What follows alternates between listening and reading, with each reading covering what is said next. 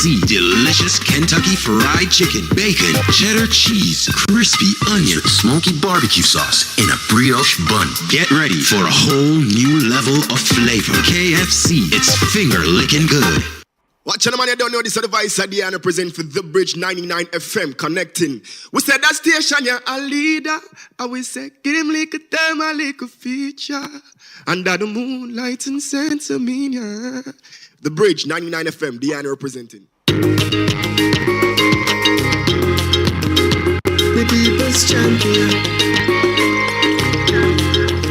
Our mission is love. Our vision is love. Jamaicans, by justice. The people's champion. Justice, justice for all. Justice under law. Justice, Jamaica the Lord. Right to life, right to liberty. Justice, justice for all. Justice under the law. Happy Tuesday. Welcome to another episode of Let's Start Justice. My name is Michael Jackson, Executive Director of Jamaicans for Justice. And I'm Jade Williams, the Policy and Advocacy Specialist at Jamaicans for Justice. Now, we thank our listeners and our growing audience for joining us each week. And just as a reminder that you can call in at the studio line, which is 676-4996, as well as sending us a WhatsApp at 239-7583. We're also live streaming on our YouTube platform for JFJ, so you can join us there. And we have the Bridge 99 website, and of course you can join us via Radioland. Thanks again, and we hope you enjoy the show with us as we're going to be delving into the Integrity Commission's annual report, which was tabled in the House of Representatives last week.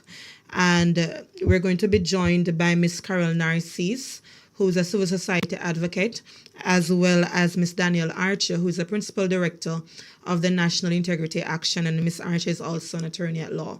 So, exciting topic, I believe, Jade.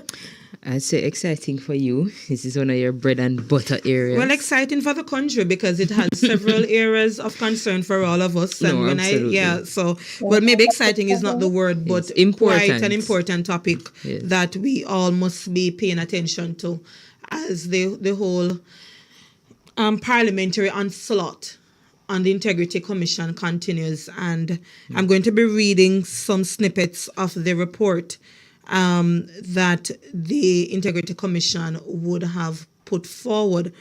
But before we get into that, just want to plug the main human rights issue, only one, and the second one is the Integrity Commission matter.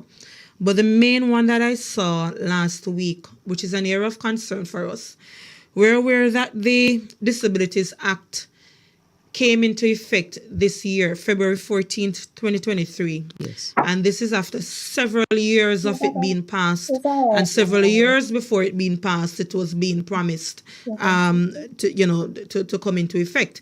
So I think over 2 decades, we can say we have been waiting on the Disabilities Act.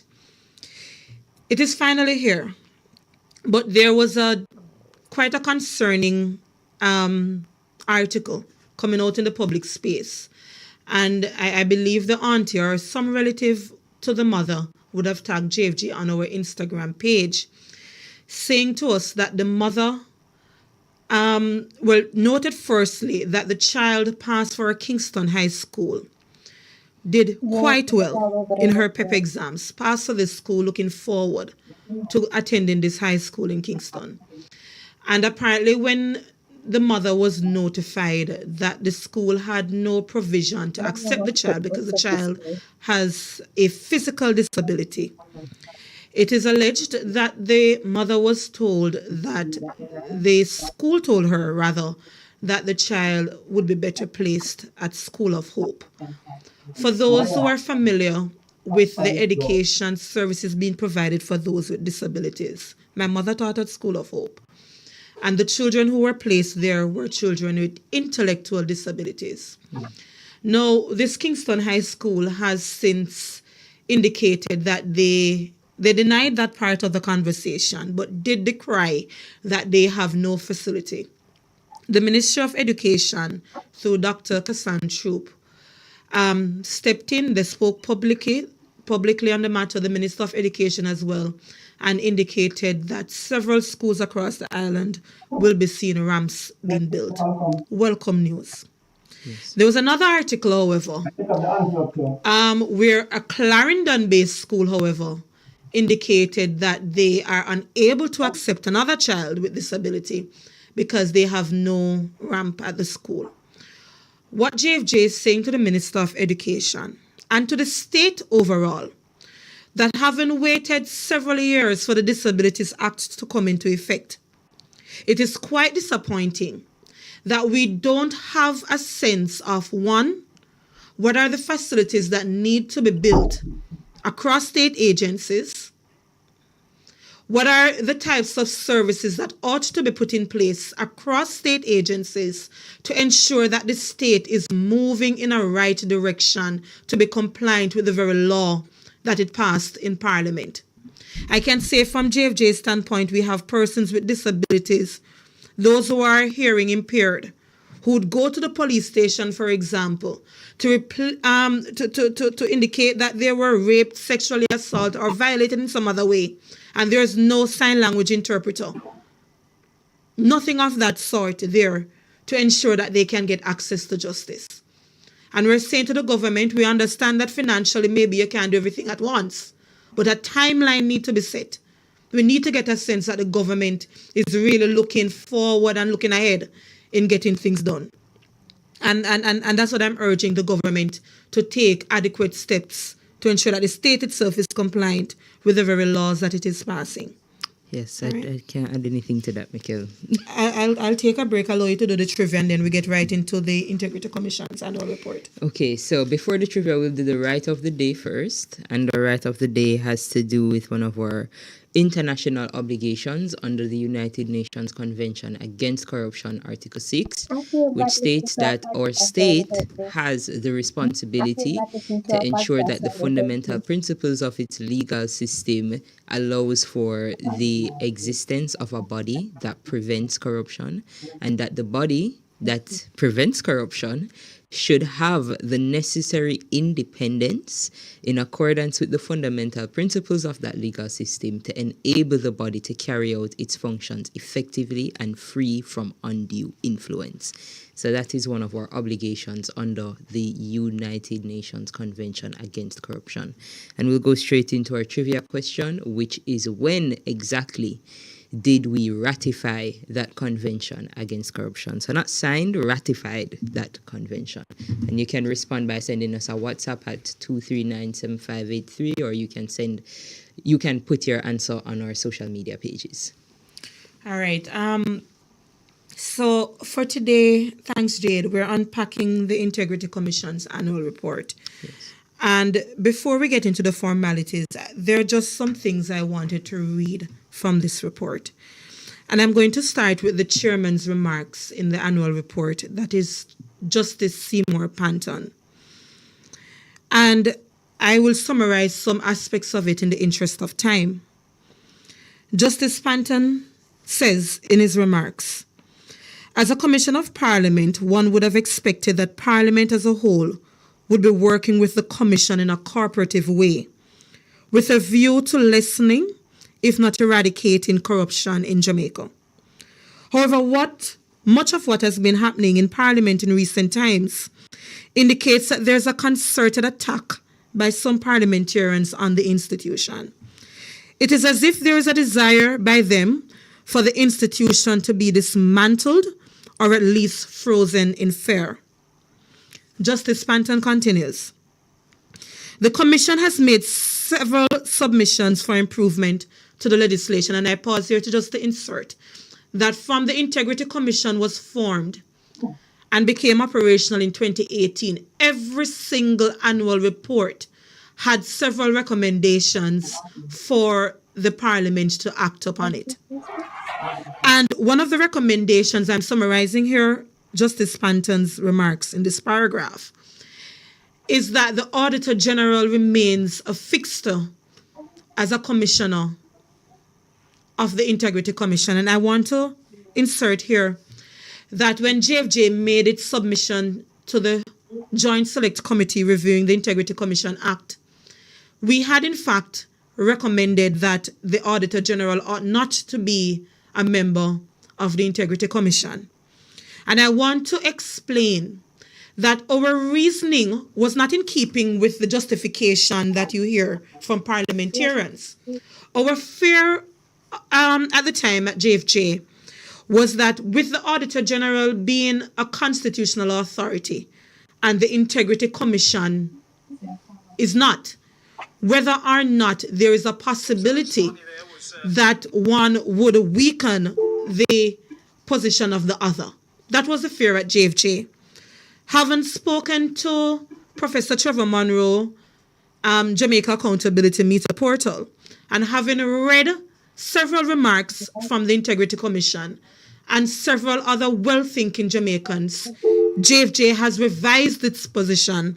And I think, Jade, we need to make that very clear to the public through a short press statement that our position now is that the Auditor General ought to remain a member of the Integrity Commission. So I just wanted to put that on record. But I want to quickly read another paragraph from Chairman Justice Seymour Panton. And it says, quite apart from the committee's top of the agenda item, I have noted the abusive, disrespectful, libelous language used by some parliamentarians in launching personal attacks under the cover of parliamentary privilege against persons connected with the commission. Right-thinking Jamaicans here and abroad have expressed to me and other commissioners how appalled they have been by the behavior of these parliamentarians. Some have even taken the vitriol onto party political platforms. This is great pity, says Justice Panton. I am sure that the foreigners in our midst are taking note of these developments. I am seeing true characters coming to the fore from some of the presentations, and what I see does not look good.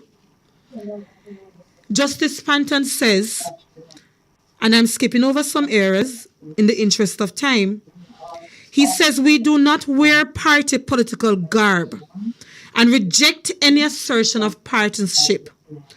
We wish for the world to see Jamaica in a brighter light and hope that parliamentarians, in particular, will cooperate with the Commission instead of trying to tear it down. I urge parliamentarians to stop the nitpicking and the use of derogatory language.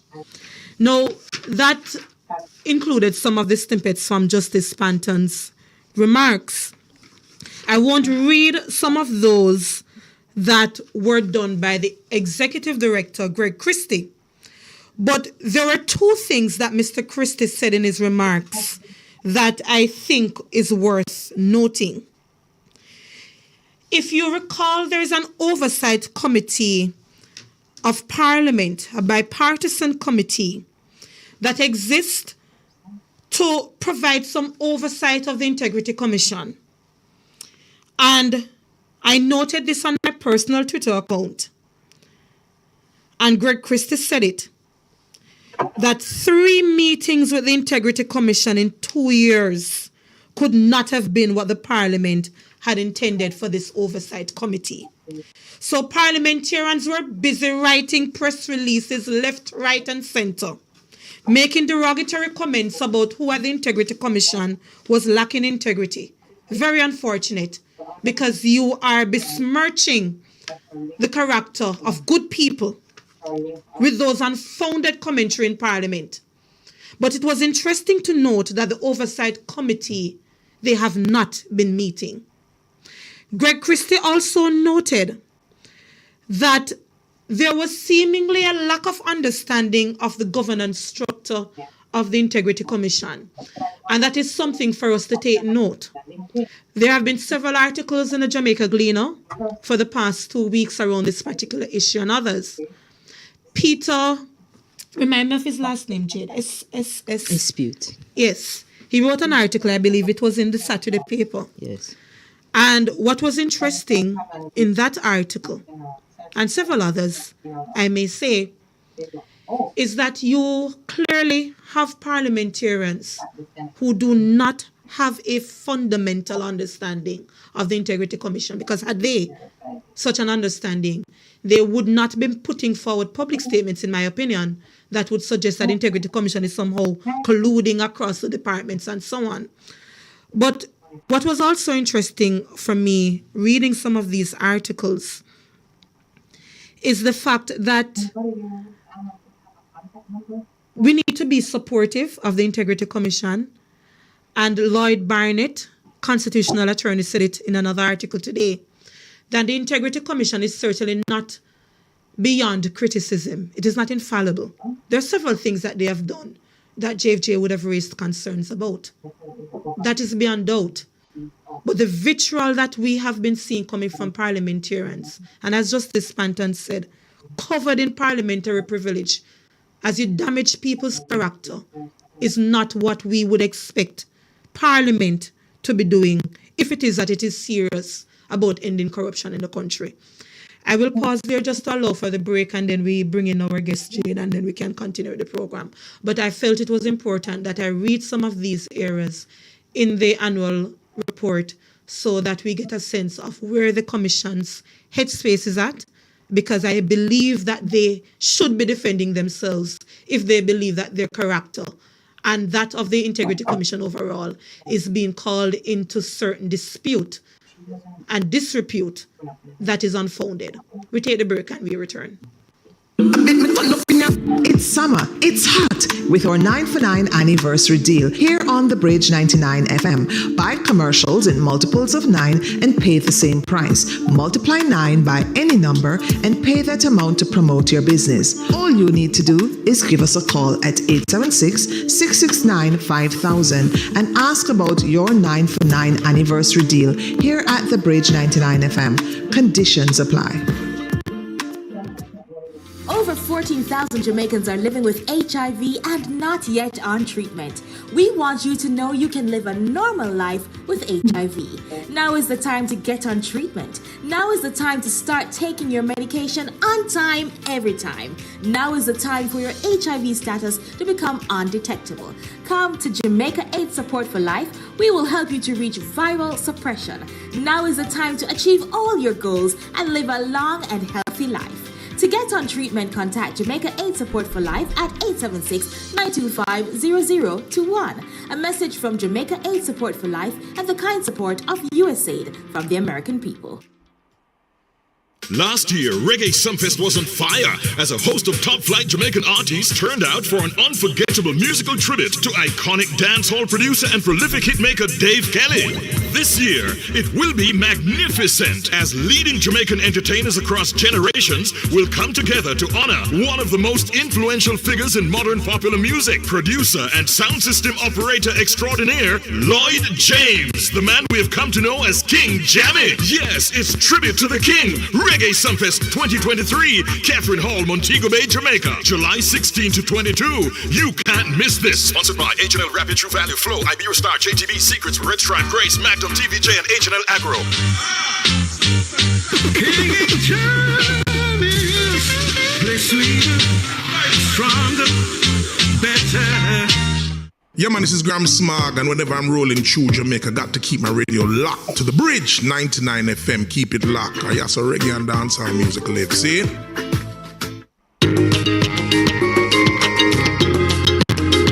The people's champion.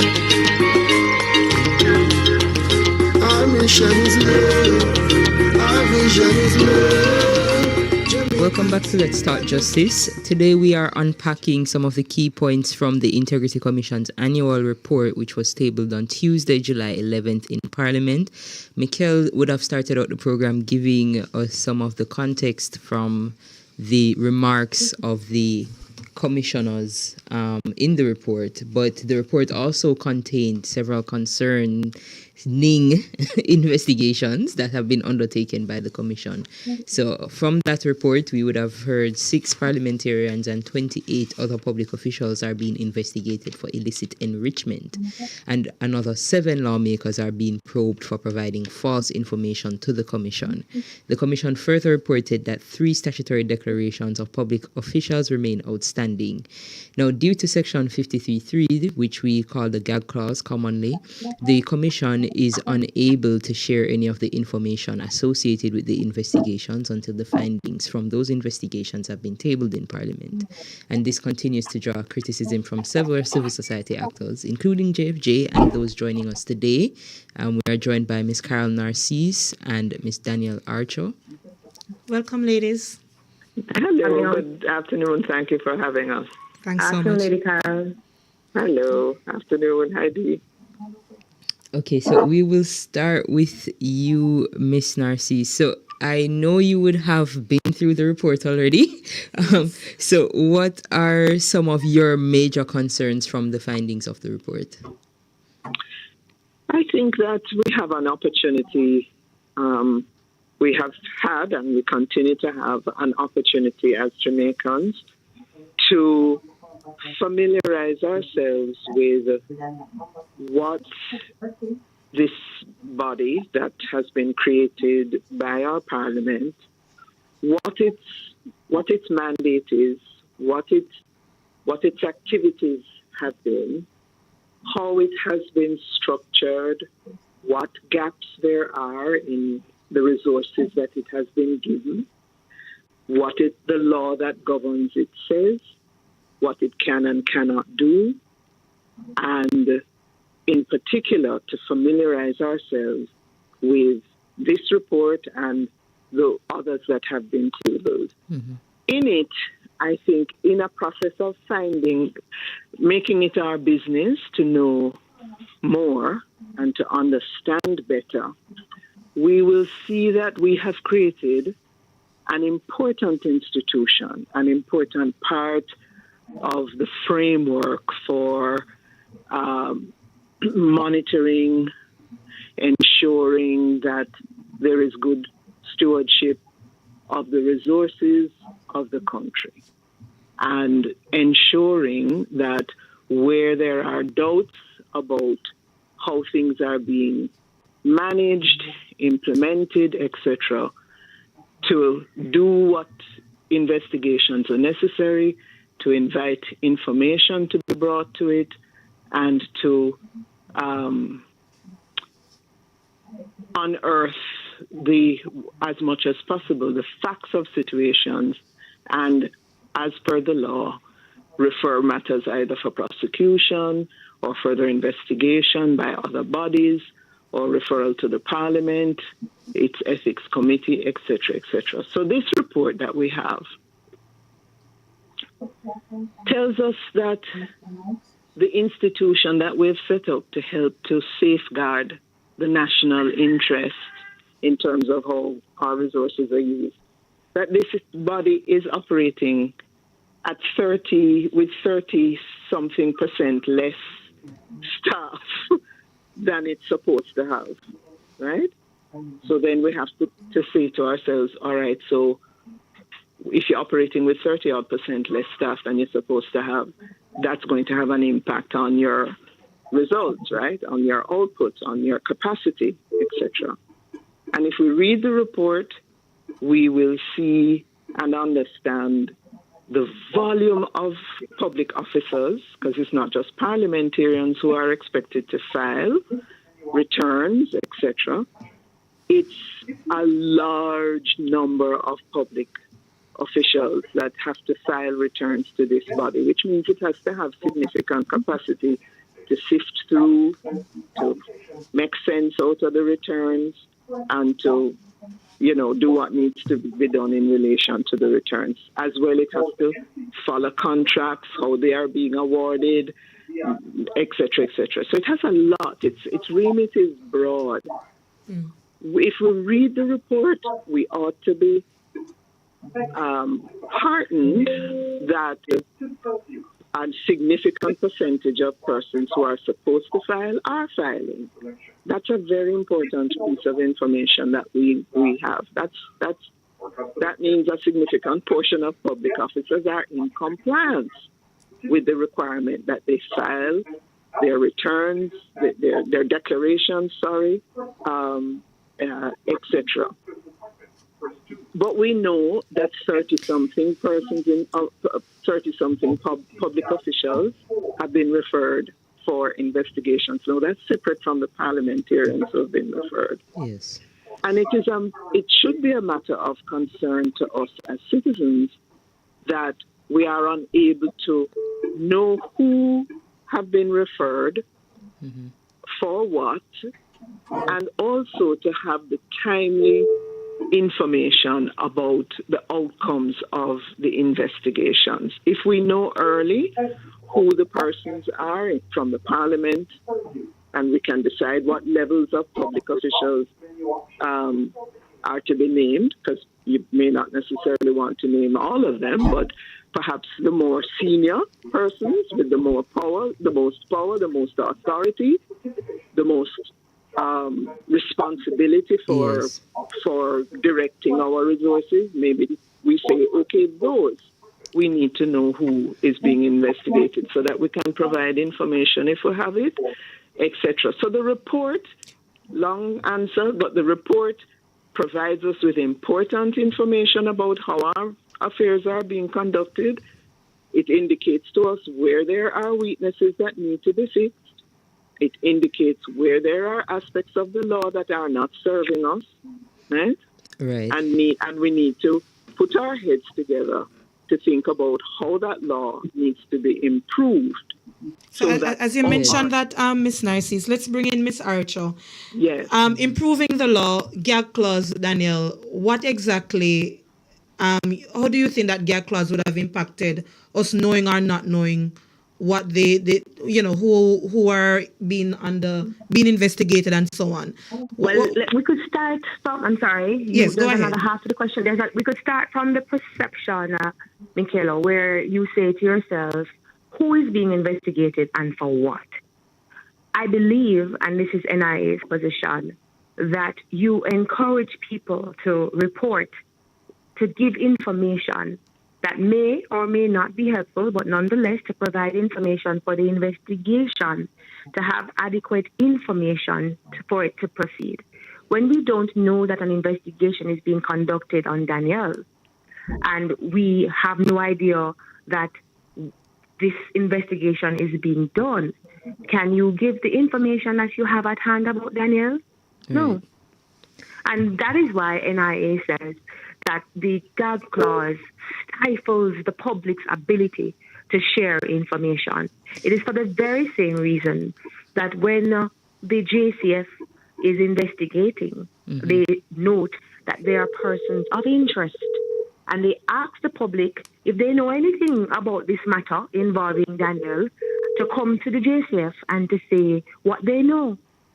And that is why they disclose that they are people of interest or persons of interest. So it is a concern for the gag clause that it provides a kind of protection and a shroud around the politicians exclusively.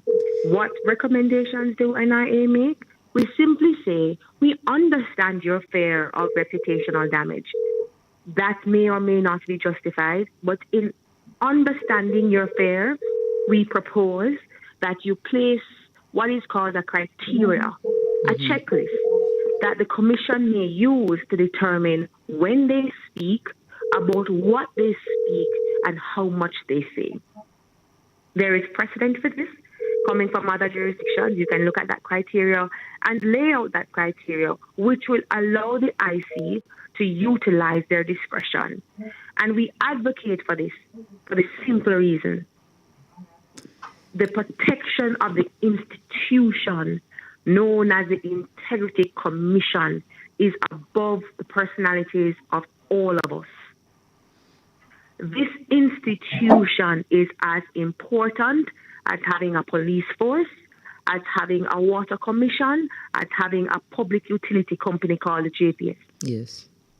This is how important it is. So if we have a problem, the problem has to have a solution.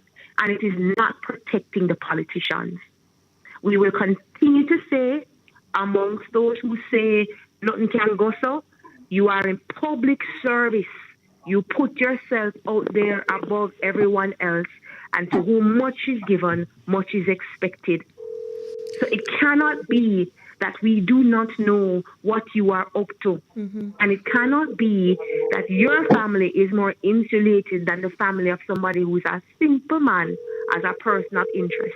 Daniel, we have to take the break, but when we return, I want you just to explain the importance of something for the listeners for me. Some people have been criticizing the annual report to say that you're paying billions of dollars to the Integrity Commission just to be doing mere administrative duties. That is the criticism I see on social media. I want you to explain the importance of the declaration, the importance of when false declarations are done. Why is it a cause of concern? So we take the break and then just ask Daniel to pick up, and then we follow up with Carol. The new crispy barbecue zinger from KFC. Get ready for a whole new level of flavor. KFC, it's finger licking good. The time by KFC is 29 minutes going up to 2 o'clock. Caribbean Airlines presents Reggae Sunfest 2023, July 16 to 22, Montego Bay, Jamaica. It's the biggest and baddest reggae and dancehall festival in the world. The week kicks off with a family fun day and community fest on Sunday, July 16. Then the massive free street dance on Monday, July 17. There's the all-white party on Tuesday, July 18. Then the Blitz all-black party on Wednesday, July 19. On Thursday, July 20, it's the exciting Global Sound Clash at Pier 1 Car Park. The week culminates with 2 huge festival nights on Friday, July 21 and Saturday, July 22 at the expanded Catherine Hall Entertainment Center. It's Reggae Sunfest 2023, celebrating 30 years. Sponsored by H&L Rapid True Value Flow, Iberostar, JTV, Secrets, Red Stripe, Grace, Magnum, TVJ, and H&L Agro. Hi, I'm Barry Williams, a classically trained baritone, inviting you to an evening with the classics, featuring myself along with renowned soprano Laurie Burnett and other students of classical music. Join me at the Hewitt Chapel, Mona on Sunday, July 30th at 6 p.m. for a classical masterpiece you won't forget. Admission $3,000. Tickets available at the Music Mart and Fontana Pharmacies, Barbican and Waterloo. Barry Williams in classical concert. See you there. KFC, take it up a notch with the new zinger. It's got the taste and the flavor, irresistible. Zinger so deliciously, it's on a new level. Crispy barbecue zinger, love the onion, crisp with the cheddar. the new crispy barbecue zinger. Delicious Kentucky fried chicken, bacon, cheddar cheese, crispy onions with smoky barbecue sauce in a brioche bun. Available for a limited time. The new crispy barbecue zinger. Get ready for a whole new level of flavor. KFC, it's finger licking good. Yeah, that's the number Maestro and I represent for which FM? Bridge FM, really rich FM.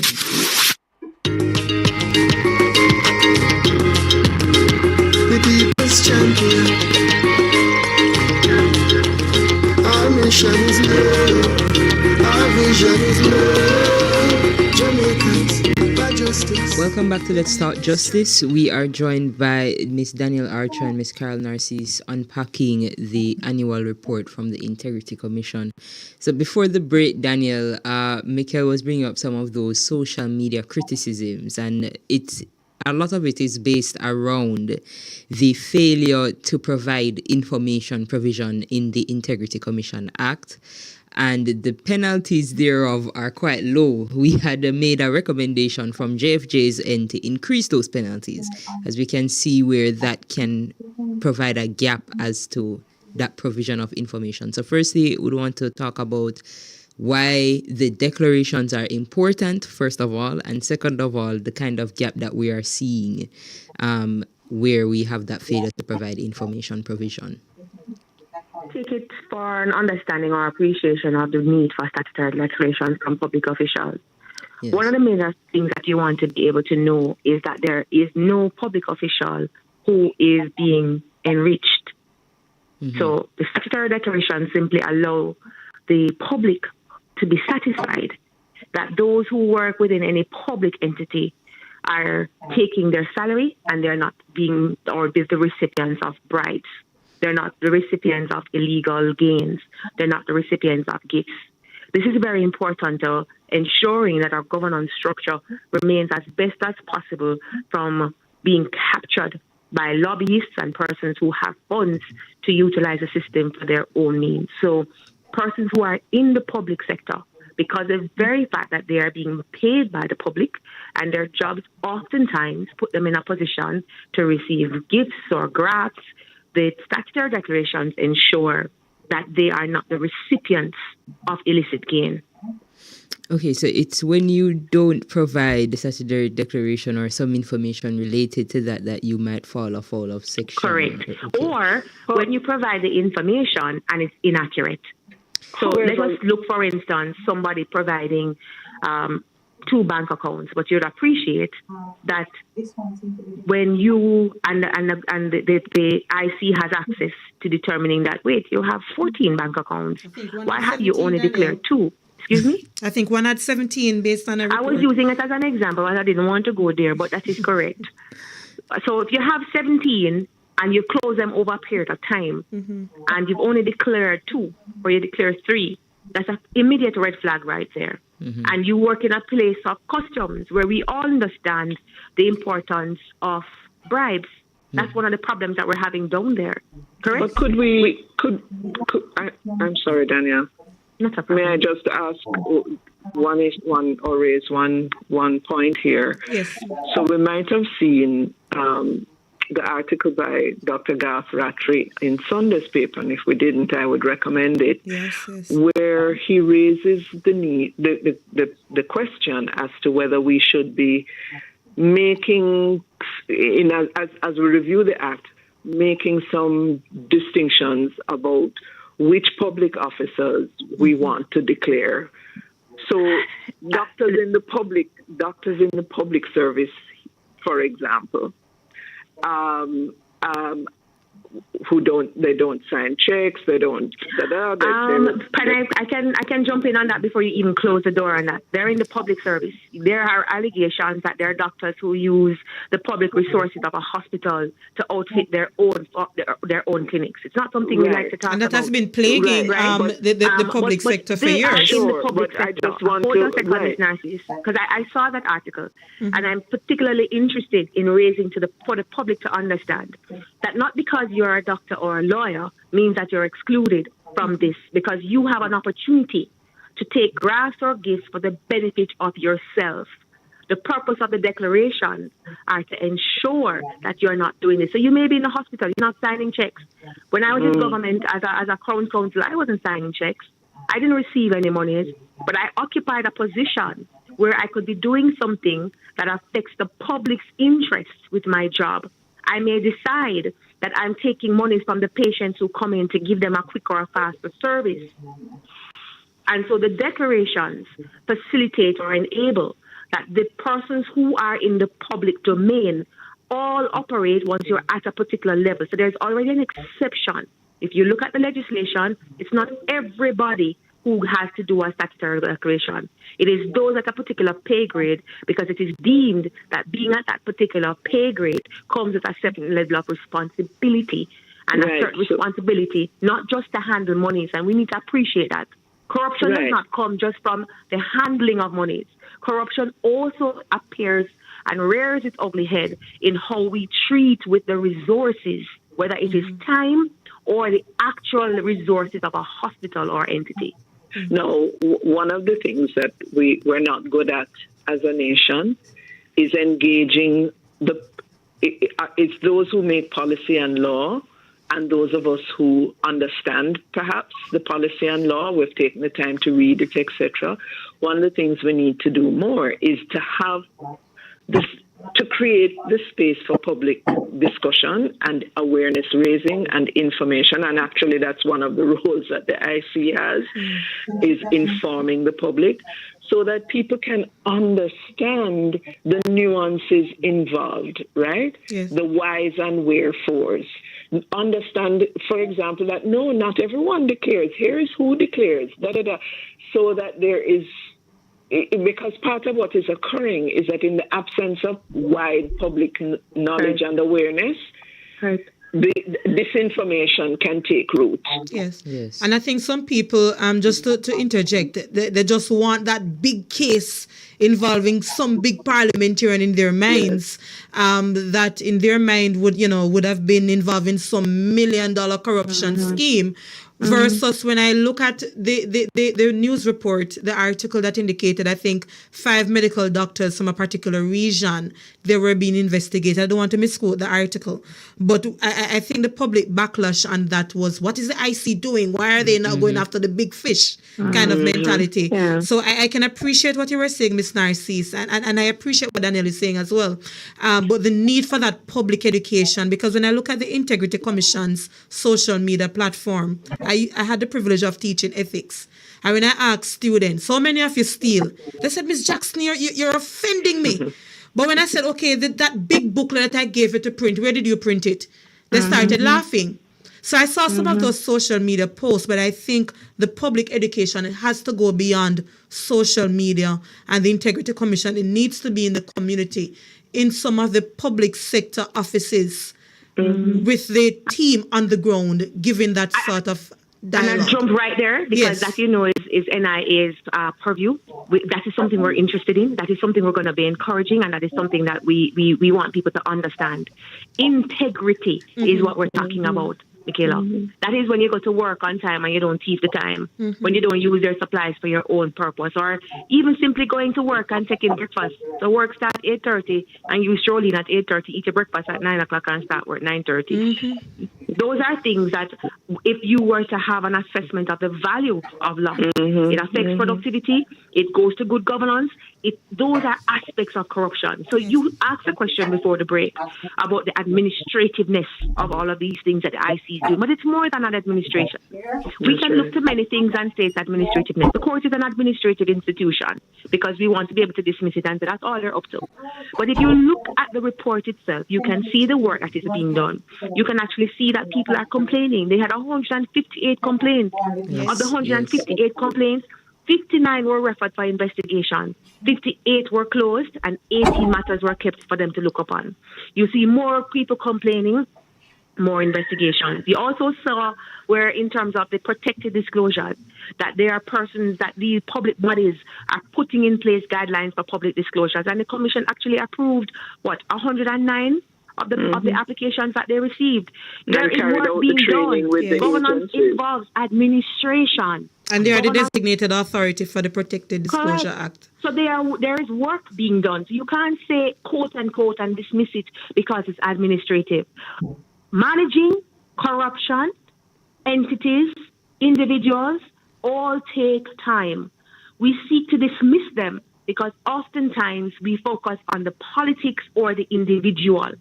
We need to get to that point where we understand as a nation that corruption is not just about just the politicians, but it also involves the use of public funds, public resources.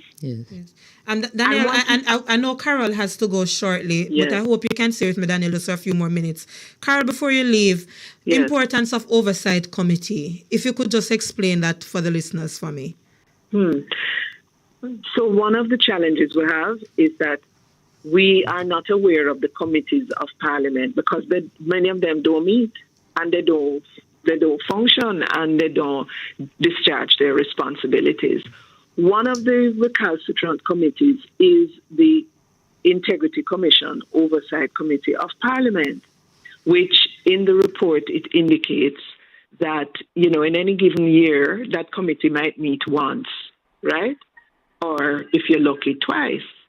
And of 14 reports that the IC has tabled in the time of its existence, that committee has reviewed, I think it is one. So what is the importance of that committee? That committee is supposed to, if that committee were functioning, we perhaps would not have a lot of the misunderstanding of what the roles are of the commission, what resources it has available to it, et cetera, et cetera. And the staffing issues you were highlighting. The staffing issues. I mean, it took 2 years for the the recommended structure for the commission to be approved. In which time they couldn't hire, Yes. right? So we talk about it being there for 5 years. Well, actually, it's really only been functional for 3 of those 5 years, because the people who are supposed to make sure that the things are in place were not doing their job. Now, if there were the oversight body, it would be aware of how long the time that it's taking for approvals to be granted. It would go back to the parliament, the wider parliament, and it would say this cannot continue. We have to make changes. So its role is to monitor and ensure that the systems, structures, and all the elements that are to make for an effective commission, that those are in place. And where they are not, to bring the matter back to the parliament. It also reads and updates itself on the reports, and where there are actions that are to follow from the reports, it is supposed to lead the way in the parliament with ensuring that those actions are taken, right? So if, for example, someone is referred to the Ethics Committee of Parliament, that this IC Oversight Committee would make itself aware of this and would ensure that it speaks to the Ethics Committee, which is another one that doesn't meet. Yes. And so on and so forth. And I want to plug here, Carol, that to be fair to the chair of the Oversight Committee, Minister Edmund Bartlett, he has been one of the sober voices on the Integrity Commission. But again, we still have to urge the chair, Minister Bartlett, to ensure that his committee meets frequently. That's right. And to get the job done. And if he, because he's a minister, is hard pressed as chair, then designate deputy chair to do what needs to be done. Now, I don't want you to leave, Carol, without asking you this question. Please forgive me. And Daniel, I know you're holding. Can I just say this? Please. And maybe Daniel can elaborate on it. One of the arguments going on now is that the Oversight Committee is supposed to essentially be directing, right? The commission should decide if the report should look at the report. That's the question I wanted you to touch on, yes. No, that is not what it was set up. That's not in the standing order. Not at all. That's not its role. Not right? at all.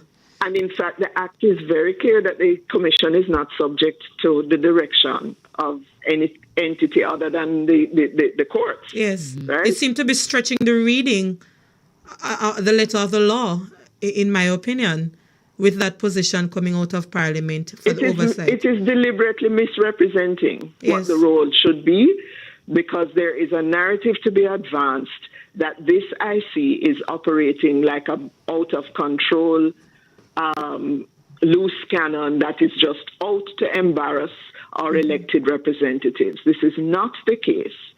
And our elected representatives must ask themselves, why is this? If you notice, many of our oversight bodies go through a period of this period of angst and hostility. Yes. In the early days of the electoral office and commission, the director of elections would get it. And contractor general back in the day would get it. And Indicom gets it. And so there is a pattern of resistance to oversight, resistance to being held accountable, resistance to having to answer questions, resistance to being investigated independently, etc. And we, the citizenry, must be concerned and wanting to know what is the reason for this resistance. What is the fear? What is being hidden? What are people wanting to remain? Is it in our interest to have this resistance be the default position? Yes, and rise above the partisan tendencies and ask the probing questions as Jamaican citizens would be my recommendation as well. Indeed. Thank you so much, Carol. I know you have to go. Yes, thank you for the thanks. time and the opportunity. We appreciate it. Okay, bye-bye. Daniel, Jade has a question for you. I know Lloyd Barnett, Dr. Lloyd Barnett, constitutional attorney, someone who I think we all collectively respect. He was in the Jamaica Gleaner today talking about the Auditor General's report. So, Jade? Yes, so my question was really, we have been challenged by these reports not being tabled for what was it now, like 2 months? How long? I think it was. Well, if Daniel, if you could just walk us through the matter of the Auditor General's. Well, I think if you're gonna go to which is a good place to start. Yes. The fact that Madam Speaker of the House has indicated that she has taken a particular view in respect of tabling the Auditor General's reports once she has them, has received them. Her position seems to be that she is not required to table them immediately. And in fact, she has indicated that she would not follow this practice as the law does not foresee that. I believe the position of Dr. Barnett, which you have properly indicated, cannot be denied that he is our foremost constitutional attorney who has indicated that that position isn't true. Yes. And having put that forward, he has indicated that that is not the best interpretation of the legislation.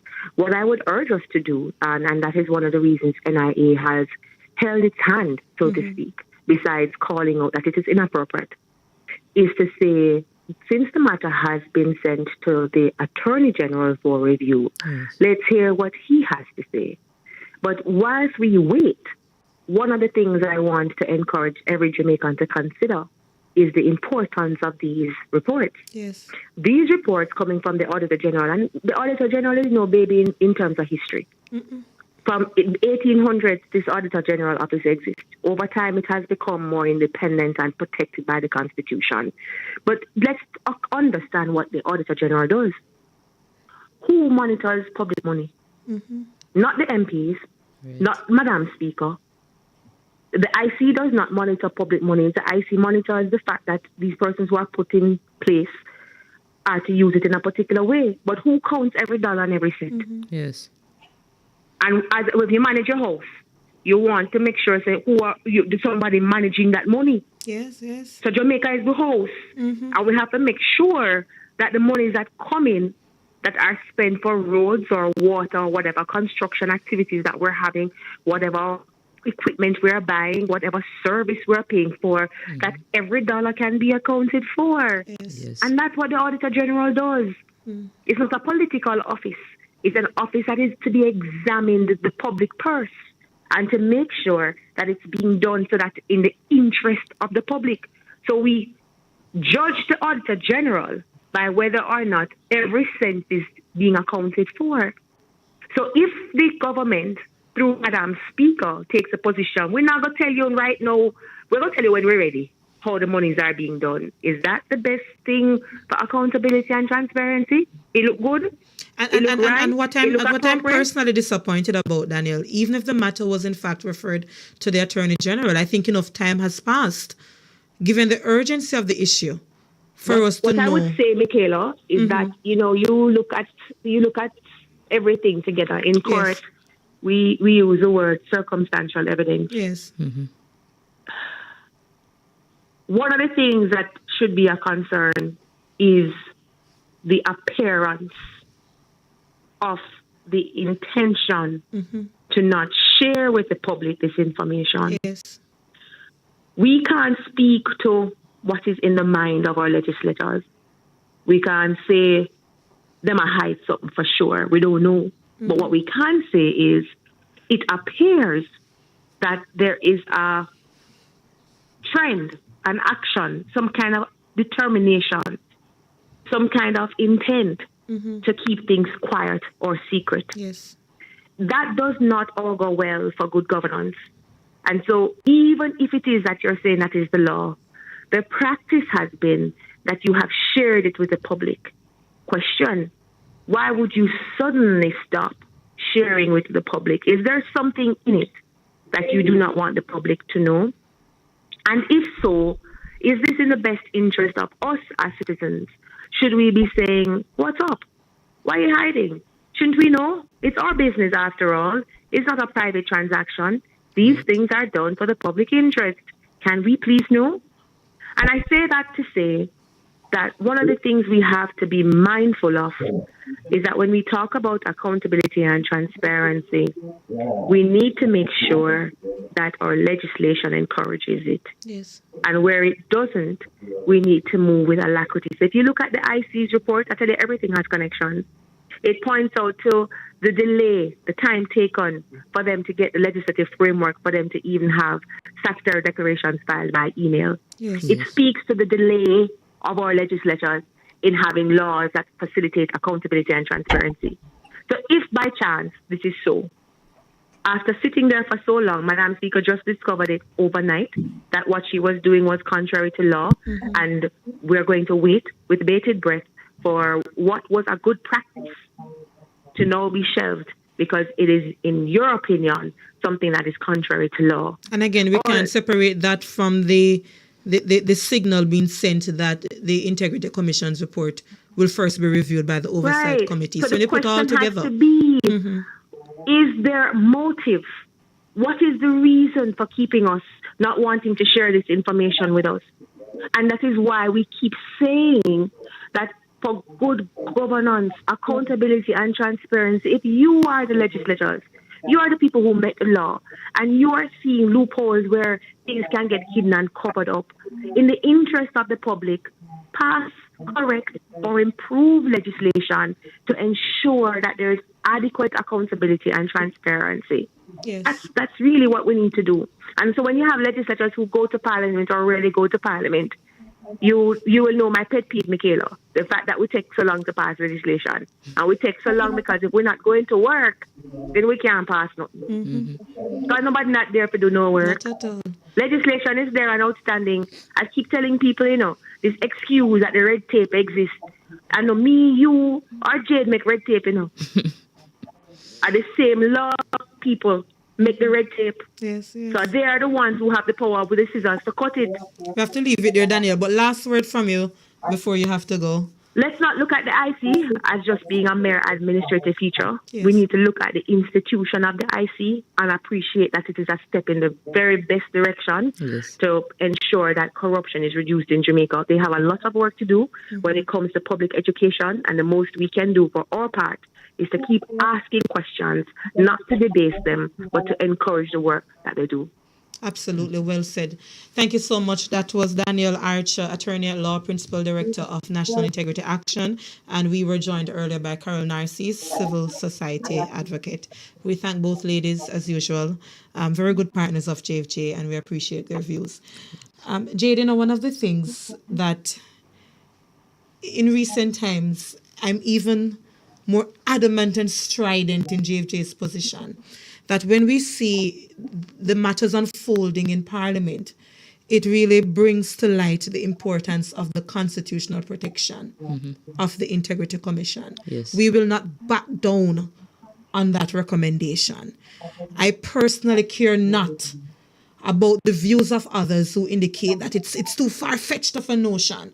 When we see a minister can go in Parliament and say people are lacking in integrity, remove the protection of privilege and immunity so you can sue the commissioners and their agents who are acting in good faith. Yes. It is even more important for constitutional protection for the Integrity Commission. So we're adamant on that. And the last thing I wanted to point out before I turn over to you, when we look on the report, listeners, complaints and protected disclosures refer to the investigation division. You're seeing an increase.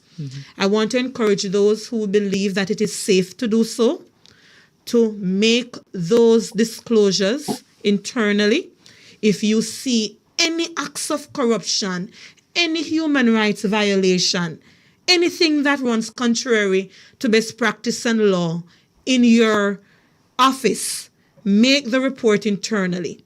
And if internally there is failure to act, you can go to prescribed authorities as provided for under the Protected Disclosure Act, which would include the Integrity Commission, who is the designated authority, Office of the Public Defender and others. You're not allowed to go to the media. JFG had made a recommendation for other external disclosures to be made, but just keep that in mind and watch our social media pages. We're going to be making some social media posts on protected disclosure going forward, because I think we all need to be blowing the whistle when it comes to corruption in a matter that is in keeping with the law.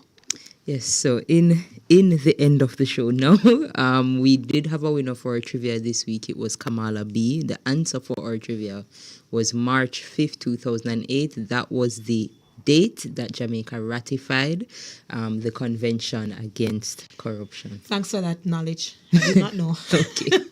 Well, thank you for joining us this week on what ended up being another week of education for me, and explosive, important discussion. I'm Jade Williams from Jamaicans for Justice. And I'm Michael Jackson, Executive Director. Thank you so much for joining us, and keep being informed, and just join us each week. We will have good information for you. What good? Jamaicans for justice, the people's champion. Justice for all, justice under law, justice, Jamaica demand, right to life, right to liberty. How come many we are one in a Jamaica, make it a better place for the boys and girls, created equal by the creator, for equal rights and opportunities, no to unlawful detention, and police brutalization, class, gender, race or religion, we not tolerate discrimination.